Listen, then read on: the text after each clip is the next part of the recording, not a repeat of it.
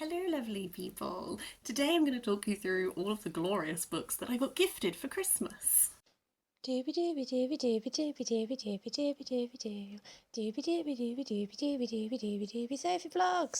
I already have a haul that I need to record, which is all the books that I bought in quarter 4 of 2024, but is being supplanted because I got an unexpectedly large amount of books for Christmas. And don't get me wrong, I'm delighted about it, but that does mean that you'll be getting two chunky haul videos in fairly quick succession, probably. But yeah, I'm just going to dive in and tell you about them. My fiance for Christmas, I need to say that actually the best thing that my fiance bought me for Christmas was that he donated to PTES, which is an environmental animal charity, to support their dormouse appeal and to buy a dormouse house for a mother dormouse. And I am obsessed with dormice, I love them so much. So just wanted to mention that because I think it's a great gift for anyone. But he also got me two books, a fiction and a non-fiction. The fiction is Glorious Exploits by Ferdia Lennon. This is based on a real moment in history in 400 BCs when Athens tried to invade Sicily and it went very badly and they had lots of prisoners of war, and it was like the guards were so obsessed with Euripides the playwright that they would be really nice to prisoners who could like recite Euripides to them, so they would like give them extra food or they could like buy passage out and that kind of thing. And so this is like a fictional book that is drawing on that moment in history. I found out about that because of Natalie Haynes's podcast, which I really always recommend, Stand Up for the Classics. She talked about it in one of those episodes, I believe. And when I realised there was a book that was like drawing on that moment of history, I just found that so exciting. So I'm really intrigued to give that a go. I've kind of been getting back into all of my classical stuff over 2024. I'm carrying it through to 2025. Been reading a lot more like primary sources again and that kind of thing. And then for non-fiction, I'm so thrilled about this book. This is The Medieval Scriptorium, Making Books in the Middle Ages by Sara J. Charles. This I found out about because the Financial Times book section in the weekend thing like mentioned it, and I was like, hello, need to own this book. This is a non-fiction that is literally just all about how medieval books were made. I think that sounds so fascinating. One of my favourite non-fiction books is somewhere in this vicinity, and it's called Hidden Hands, and it's all about manuscripts, and it talks a lot about the makers, but it also talks a lot about like more contemporary, like how we have discovered manuscripts, all that kind of stuff. So that like really set off a frisson of interest, if you will, that I'm hoping that this is going to build on even further. My lovely friend Mark, we always exchange interesting books, and I'm really excited for the two that he's given me. First up is Unspeakable, a queer Gothic anthology edited by Celine Frohn. I think I really need to explain why he's picked this book for me. I love queer stories, I love Gothic stories. I'm very excited. I feel like Gothic lends itself to explorations of queerness and that kind of thing. So I'm really excited to explore this because it is short stories. I always like to see if there are authors in there that I can then go and explore further, so I'm looking forward to that. And then after that is a book that I had never even heard of that sounds so interesting, and it's called Bunker, Stories and Poems from a Nuclear Age, edited by Daniel Cordle and Sarah Jackson. Based around this nuclear bunker that exists in Nottingham, and so there's pictures throughout of it, and then there's these short stories that are like responding to it. I just think that sounds really unlike anything I've read, so I'm intrigued for that one. My brother gifted me two books. My brother is also very into history. We have sort of like a Venn diagram, I think, where there's a lot of history stuff that he does that I'm not super interested in, and there's probably a lot of history stuff that I do that he's not super interested in, but we have this little circle of overlap in the middle. And so whenever he gets me books for birthdays and Christmases, he's always trying to like figure out what's in that circle, and I always really enjoy reading them to just be like, ooh, how do our tastes overlap? So what he got me was On Savage Shores, How Indigenous Americans Discovered Europe by Caroline Dodds Pennock, which I think sounds really intriguing. I've not heard of this book before. It's putting the lens on Indigenous Americans, and it's looking at the sort of like marginalised stories of their experiences during different points in history. So I think that that's going to be really interesting. And then he also got me Underland by Robert McFarlane, a deep time journey. This is more nature writing. It's more like deep time history, in that we're looking at really like an epic exploration of the Earth's underworlds as they exist in myth, literature, memory, and the land itself. I think this sounds really intriguing. I found The Old Ways by Robert McFarlane was a bit of a mixed experience for me. I thought I was going to absolutely love it because I've heard such amazing things about him, but some of his like uninterrogated attitudes that were sort of being pushed in some of the chapters I found grated against me. But I'm intrigued to give him another go and see if maybe this one is more my jam. My dad always does a very fun little book selection. A lot of this is just he's really good friends with his local Oxfam bookshop, and he's like such BFFs with the people who run it. So he always just goes in and noodles around in the lead up to Christmas, and anything that he sees that he thinks I might like, he gets. And I do fully understand like where these are coming from. First up is he has identified correctly that I'm interested in ancient Egyptian culture. So this time I have two Egyptian books. Both of them are drawing on Tutankhamun. So we have The Complete Tutankhamun, The King, the Tomb, the Royal Treasure by Nicholas Reeves.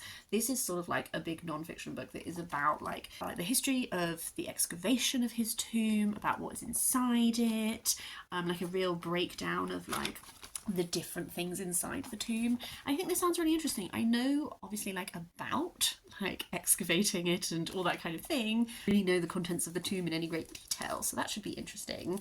And then tying into that is also The Murder of Tutankhamun, a 3,000-year-old murder mystery by Bob Brier, which is looking at obviously Tutankhamun like was not one of the big pharaohs at the time. The reason his tomb is intact is because he was one of the lesser known pharaohs, and so his tomb wasn't actually thieved at the time in ancient Egypt. So familiar enough that I know that there is a question about how he died. Was he murdered? Was it like a chariot accident? All of that kind of thing. But I'm not familiar enough to really know if there is actually like a consensus or what the answer is. So I'm excited to have that like explored a bit more. This next book is because in my next haul, I will be telling you that I picked up The Wager, which is a nautical history book that I've heard a lot of very cool things about, but I picked it up on the day where I was also going out for dinner with my dad, so I mentioned it to him because I think it might be the type of book that he's interested in.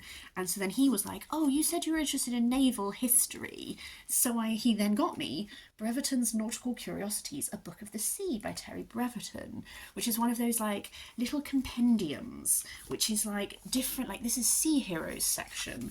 There's like the world of pirates and buccaneers, and it's just one of those like little sort of like compendium knowledge things. So because I mentioned that I bought this book, he just was like, here's some nautical history for you, because I don't really read a lot of like actual nautical stuff, so I think that's going to be like an interesting one to dip in and out of.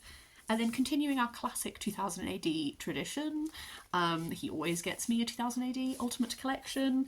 These ones we have Defoe Volume 2, he got me Defoe Volume 1 for my birthday. This is a sort of zombie comic that is set during the 1600s after the restoration of the monarchy.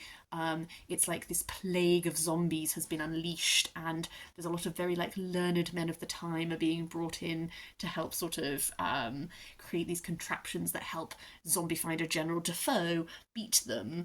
I think that Pat Mills interacts with history in a way that I find always interesting, which is good because he also got me Slaine Volume 3, which is also by Pat Mills.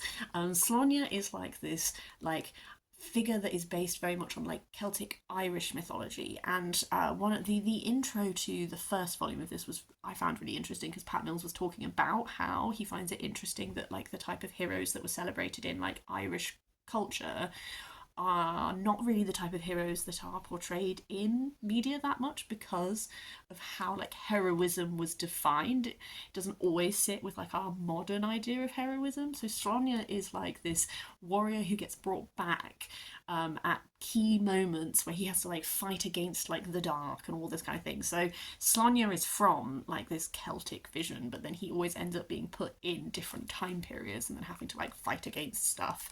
This one is he's entered the tomb of the dark god Grimensmal.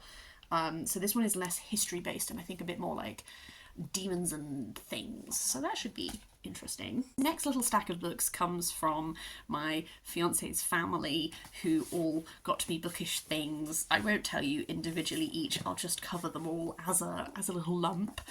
First up is Poet, Mystic, Widow, Wife, The Extraordinary Lives of Medieval Women by Hetta. As soon as I saw this on social media, I knew I needed it. It is my jam. Look at them in the bath on the back. Adorable. This is exploring the lives of these 4 specific women in medieval times. Marie de France, the poet, Julian of Norwich, the mystic, Christine de Pizan, court writer, and Marjorie Kemp, a no-good wife. I'm familiar with all of these women. I'm still so excited to have like a deep dive into them. I have read some of Julian of Norwich's writings. I have some Marie de France. I have the Lays of Marie de France to read, so I'm thinking I might pick that at the same time as this. I've never read any Christine de Pizan and nor Marjorie Kemp, although I have read Yanina Ramirez in Femina talks very highly of her. So I'm just really excited for a little exploration there. I also have Potiki by Patricia Grace. Patricia Grace is a Maori author that I have first read in Black Marks on the White Page, which this is a collection of oceanic writers and also some like photography and that kind of thing. And Patricia Grace's short story in this was my favourite of the whole collection, which is saying something because I think it is a great collection of writing. So I just knew that I needed to read her work. This is looking at a small Maori community whose lives are threatened by land developers. I think it's going to be a great book and I'm very excited to read it. Classic favourite, Silvia Moreno Garcia. I love her. I want to read all of her books. The Seventh Veil of Salome is her latest one, and we are following 3 different people, I believe.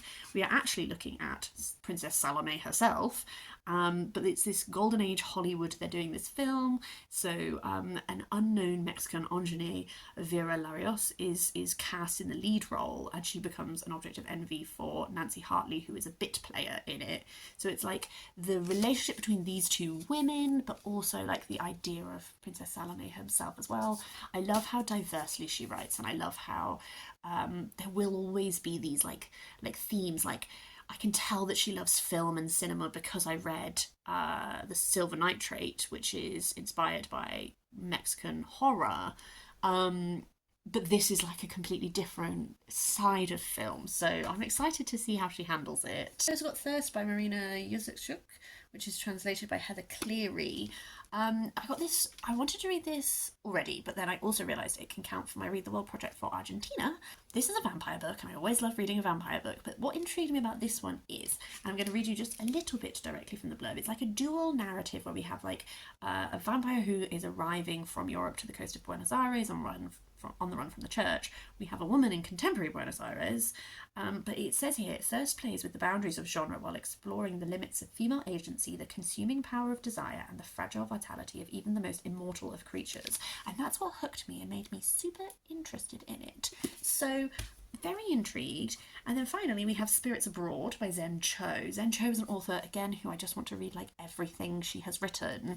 Spirits Abroad is drawing on East Asian and Malaysian myth. It is a set of short stories, kind of like fantasy, sci-fi. Again, I'm at the point with Zen Cho that I'm also at with Silvia Moreno Garcia, where I just want to buy and read everything that she has written. I haven't read a Zen Cho for a while, so now that the paperback is out, I was like, yes, my time is here. And then finally, I also got 2 books for myself in the Waterstones sale, specifically for Foodie February.